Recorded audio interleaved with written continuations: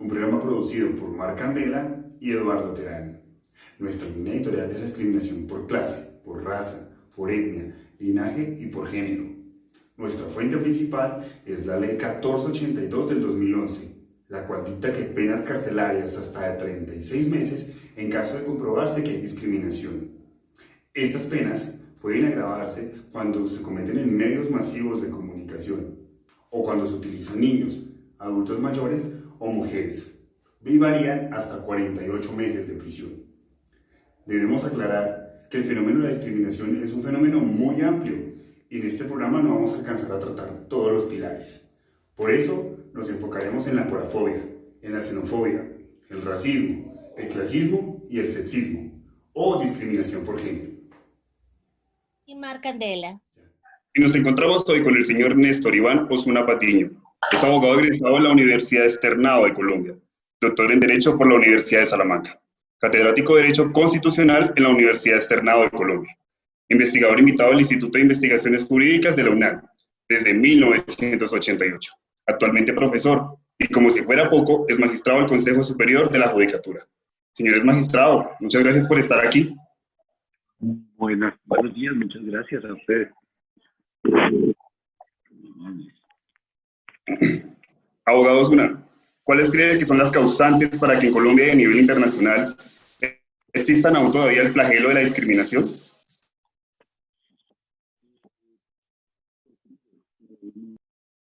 Que han sido construidas a partir de la idea de la diferencia, sobre todo de las diferencias económicas, pero también de las diferencias de linaje, de las diferencias de condición social, de diferencias de sexo, pues la igualdad, a pesar de que va construyéndose más de 200 años, pues todavía compite con miles de años en los que no se consideraba que las personas tuvieran iguales derechos o que debían tener igual trato por parte de las autoridades.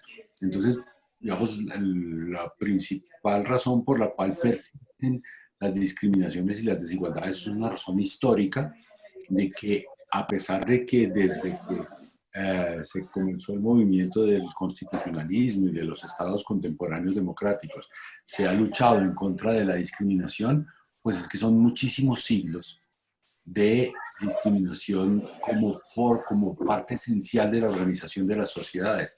Entonces, por eso todavía persiste un fondo cultural de discriminación en todas las sociedades frente al cual hay que seguir luchando. Claro que sí. Como docente universitario, ¿qué piensa que hace falta en la formación superior y en las diferentes disciplinas académicas para lograr la implementación de una formación en materia antidiscriminación? Varias cosas. Por una parte, en la formación escolar y universitaria es necesario que, como temas transversales, todas las estructuras curriculares, los profesores, los estudiantes, en fin, todas las comunidades académicas tengan en cuenta que la discriminación existe, que hay que luchar en contra de ella y que hay que estar alerta porque muchas veces de modo inconsciente, por ese trasfondo cultural, las personas tienden a discriminar, incluso actuando de buena fe y pensando que están actuando de modo correcto porque están actuando de modo con la forma como siempre ha sido. Entonces, por una parte, es una cosa transversal que abarque todas las actividades escolares, académicas, deportivas, de extensión, en todos los estamentos de educación. Asimismo, no está de más pensar en la inclusión de espacios académicos, si quieren llamarlos materias, asignaturas, seminarios, como quieran llamar, específicos sobre lucha contra la discriminación, que a veces sirven para poner en evidencia esas discriminaciones que existen, que persisten, y también para buscar soluciones y para buscar la construcción de políticas públicas que puedan enfrentar esas discriminaciones que persisten. Pero además, y tal vez esto es principal a lo otro, fomentando, no solo permitiendo, sino fomentando que existan grupos de presión, grupos de denuncia, asociaciones de personas involucradas con la educación que pongan en evidencia, que denuncien, que manifiesten esa situación de discriminación que han venido padeciendo para que, pues, que reclamen una solución frente a ello. Entonces, asociaciones de personas discapacitadas, asociaciones de personas de alguna minoría étnica, asociaciones de mujeres discriminadas, asociaciones de hombres discriminados, si es que eso hubiera, asociaciones de las distintas personas que hayan sentido por cualquier causa alguna discriminación, pues que se asocien, que tengan protección en esa asociación para que puedan denunciar y así ir encontrando respuesta a esos problemas que denuncian. Ok, muchas gracias. A lo largo y ancho de su carrera como jurista, ¿cuáles son los avances jurídicos que han visto en el país en materia de discriminación? Varios. Digamos que la Constitución vigente, aprobada en el año 91, contiene por primera vez en la historia colombiana una prohibición explícita de discriminación, ¿no? Digamos que siempre las constituciones anteriores hablaban del derecho a la igualdad, pero esta habla de que además del derecho a la igualdad, pero no está prohibido discriminar y señala unos tipos de discriminación que eran los más frecuentes a la altura del año 91, ¿no? Que es sexo, edad, por sexo, edad, opinión política o filosófica u origen nacional o familiar. Una importante construcción a partir de eso es que la jurisprudencia, sobre todo la de la Corte Constitucional, haya manifestado que esos tipos de discriminación que hay en la Constitución no son exhaustivos, que hay otros tipos de discriminación que deben entenderse incluidos dentro del artículo 13 de la Constitución, orientación por orientación sexual, orientación por estatura, orientación por discapacidad, discriminación por estatura, por discapacidad, por algunas enfermedades, en fin, por distintas razones. Y digamos, esa construcción jurisprudencial es importante. También yo señalaría una ley que se profirió en el año 2015, estoy casi seguro, no me acuerdo de la fecha exacta de la ley, pero es una ley antidiscriminación que tuvo su origen como una propuesta ante el Congreso de una ley para evitar la discriminación por razón religiosa, pero terminó extendiéndose a una ley general que prohíbe la discriminación por cualquier situación, por racismo, por matoneo, por en fin, cualquier cuestión que haga que alguien se sienta discriminado está protegido por esa ley y el discriminador pues enfrenta responsabilidad que incluso puede ser responsabilidad penal en algunos casos. Yo escuchaba todo lo que el señor magistrado decía y reflexionaba al respecto y me surgen preguntas. Este trabajo pretende hacer énfasis en 3 tipos de discriminación. Discriminación por género, discriminación por clase, discriminación por linaje o raza. Es como el enfoque central. Cuando hablamos de discriminación por clase, actualmente se está hablando de un término que se llama aporafobia, o que se pronuncia aporafobia, haciendo profundo énfasis al rechazo a las personas pobres. En Colombia se ha trabajado estos temas a profundidad, señores magistrados.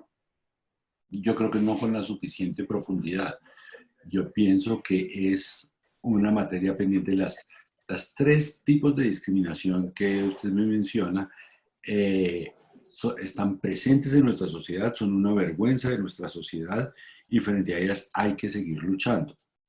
Digamos, es bueno que por lo menos ya se denuncie, pero persisten mucho. Nuestra sociedad sigue siendo una sociedad tremendamente clasista, sigue siendo una sociedad tremendamente machista y sigue siendo una sociedad excluyente, como usted decía, por linaje, en fin, y racista también. Entonces, digamos, es importante que el tema se denuncie, es importante que se vayan diseñando políticas públicas para enfrentar esos tipos de discriminación, pero no nos hagamos ilusiones de que eso ya está resuelto. No, no está resuelto. Eso permanece ahí. Y continuamos el desarrollo de estos diálogos de saberes con nuestra siguiente invitada, que ha dado su voz por años a los derechos humanos. Ella es la señora Carolina Sachi Camore, con posgrado en Derecho Laboral y Derechos Humanos, directora del Consultorio Jurídico Universidad Jorge Tadeo Lozano, reconocida nacional e internacionalmente como la voz del corazón guayú. Carolina, gracias por estar con nosotros en Voces en contra de la discriminación. ¿La discriminación constituye un delito? Sí, puede constituir eventualmente un delito, puede ser una conducta que eventualmente pueda constituir un delito, teniendo en cuenta también las consecuencias y teniendo en cuenta el impacto de esa situación.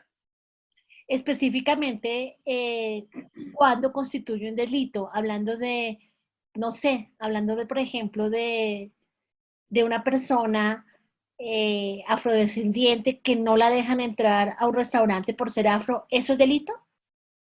Bueno, es que creo que existe la posibilidad de que se den muchas situaciones de discriminación y por distintas razones.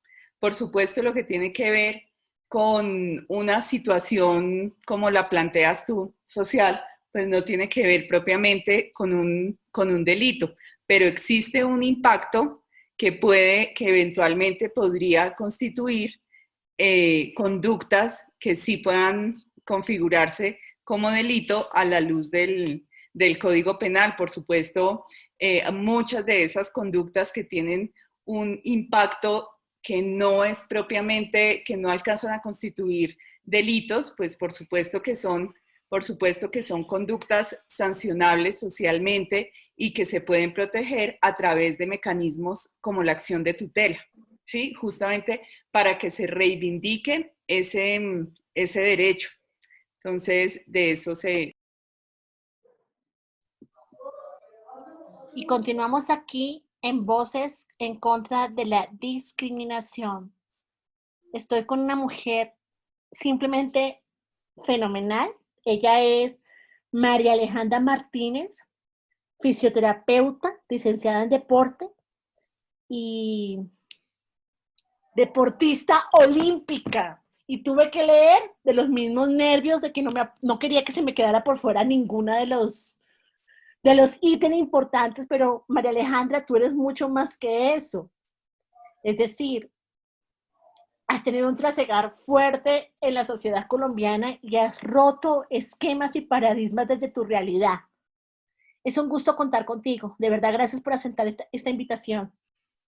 Vale, ojalá te pueda ayudar y todo lo que te comparta pues te sirva de mucho. Por supuesto que sí, las personas que nos ven van a aprender mucho de esta historia.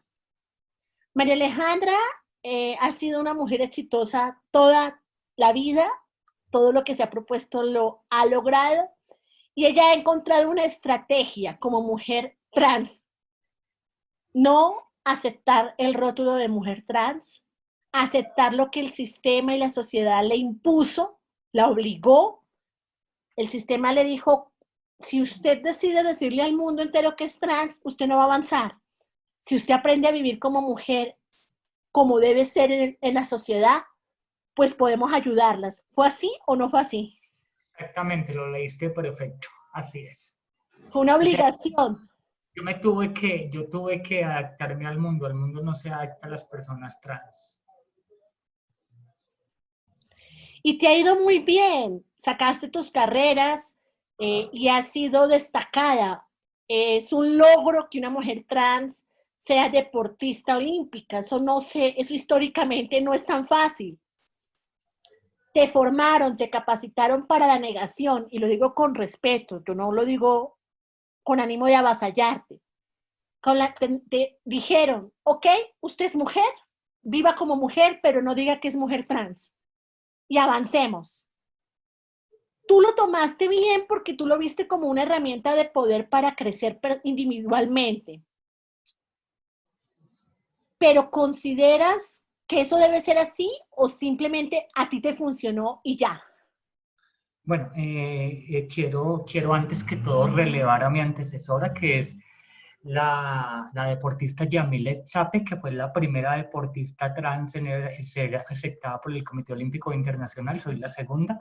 Ella es atleta vallecaucana. Y bueno, entonces en Colombia solo hay 2 deportistas trans que fueron aceptadas por el Comité Olímpico Internacional como atletas femeninas. La verdad, yo me tuve que adaptar al mundo y la verdad me funciona. La verdad, quitarme la etiqueta trans y presentarme como una mujer me quita problemas, me quita estigmas, me genera respeto.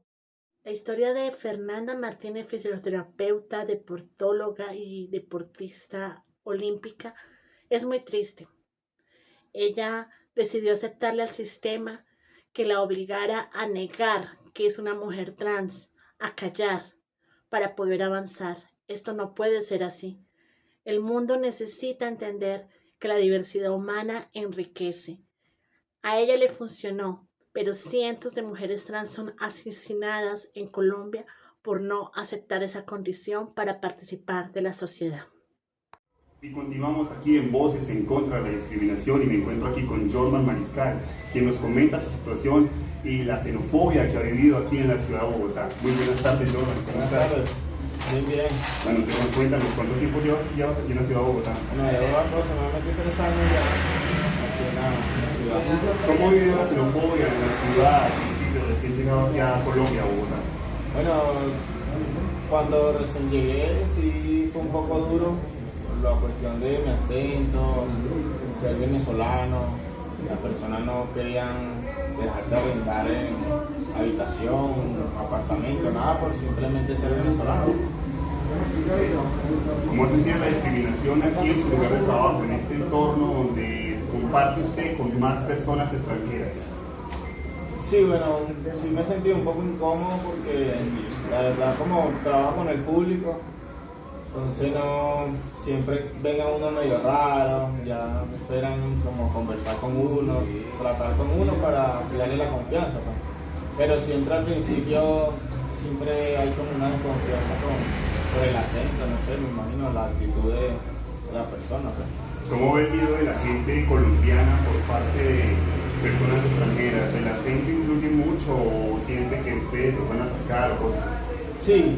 Sí, claro, ya con la fama que se ha ganado ya prácticamente ya la gente como que, no, todos son iguales, los juzgan a todos por igual, ¿sí me entiendes? Entonces, pero sí he podido, gracias a Dios, salir adelante con eso y ahí vamos. Muy bien. Jorman, ¿ha recurrido usted a las autoridades competentes para manifestar que ha sido víctima de discriminación? Sí, en ocasiones. Me he sentido muy incómodo, pero ya viendo casos de compañeros de trabajo, paisanos míos en la calle, ya como que, ¿se me entiende? Ya uno se resigna a vivir con eso, pues. ¿Usted siente que las autoridades no están haciendo lo necesario para darles como la oportunidad a ustedes como extranjeros? Siento que no porque en ocasiones que hemos intentado, hasta los mismos uniformados como que te ven distinto, sí, te ven distinto a los demás y, concha, le tratan de como que esquivar la situación, pues. No está pasando nada, pero sí en realidad uno se siente muy incómodo, pues, ya que uno viene con otra mentalidad, no como muchos que siempre ponen, no, justo por pecadores, no deberían. Bueno, estas son las palabras de Jorman Mariscal, víctima de la xenofobia y el racismo que se vive aquí en la ciudad de Bogotá, y no solamente aquí en la ciudad de Bogotá, en muchas partes de Colombia. Usted es indígena del pueblo Natsa, estudiante de Derecho y estudiante de Ciencias Políticas. Actualmente es autoridad tradicional del resguardo La Gaitana, INSA Cauca. Por eso es uno de nuestros invitados especiales. Y desde ahí la siguiente pregunta. ¿Cómo ha podido sobresalir? ¿Cómo ha podido avanzar intelectualmente en una sociedad que tiende a negarle oportunidades a las diferentes culturas étnicas en el país? Agradecerles por la invitación a su programa. Efectivamente, pues he tenido la oportunidad de formarme académicamente. En el momento estoy al portas de graduarme como abogado y también soy estudiante de Ciencia Política de la Universidad Nacional de Colombia. Realmente, pues de alguna manera es un privilegio, pues poderme haber formado académicamente, teniendo en cuenta pues toda una serie de estigmatización que existe por el hecho de ser miembros de las comunidades indígenas, y en mi caso personal, en su momento, pues en la ciudad de Bogotá, siempre en el momento en que uno se presenta y por ser indígena, pues existe la estigmatización, y asimismo con una adicional por el hecho de ser del departamento del Cauca, hay un imaginario de la sociedad colombiana pues que se indica que todos somos parte o que somos guerrilleros, y es ese imaginario que se ha construido cuando realmente pues es ajeno a la realidad.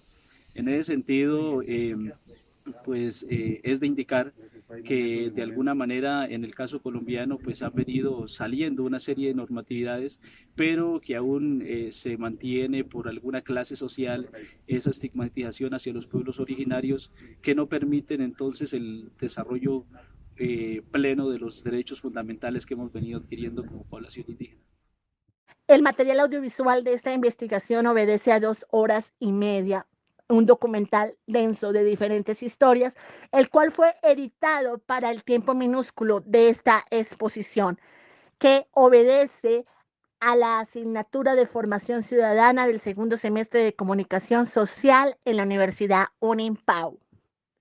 Tengamos en cuenta, por favor, que la discriminación en Colombia no se ha resuelto de manera general, aunque en el papel hay leyes, en los hechos seguimos observando personas que han padecido la discriminación, incluso han perdido la vida a razones de esta discriminación.